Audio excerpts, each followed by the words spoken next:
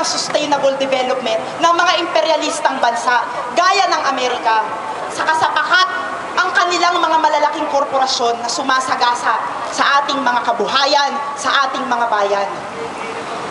Noon pong 1992, ipinangako ng United Nations Conference on Sustainable Development at ang inanak nitong iba't ibang mga dokumento, iba't ibang mga kasunduan kaugnay ng kalikasan na makakamtan, mararanasan ang kaunlaran, ang sustainable development sa ating mga mamamayan kung ilalagay daw natin sa unahan ang kapakanan ng ating Mother Earth, ng ating inang kalikasan.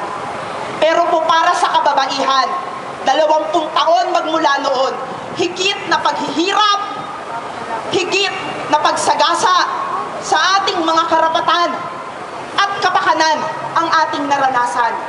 20 taon magmula nung inumpisahan na pag-usapan, gamitin ang pagmamahal daw at pangangalaga sa kalikasan bilang panabing sa disenyo ng mga imperialistang bansa na kontrolin, paghati-hatian at i-plunder ang mga resources ng buong daigdig.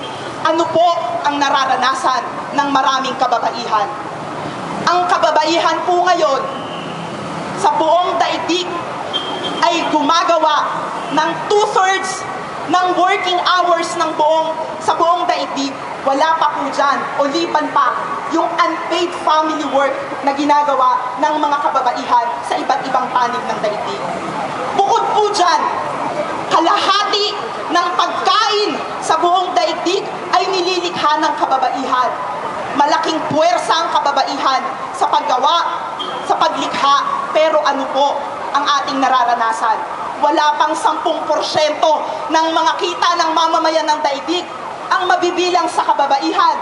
Lalo na po, wala pang 1%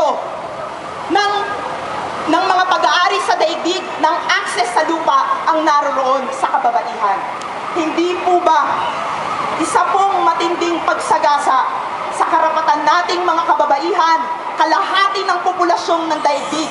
Tayo rin po ay nangangarap ng kaunlaran, marahil higit kanino man ang kababaihan ang nangangarap ng kaunlaran para sa ating mga anak, para sa mga susunod na henerasyon.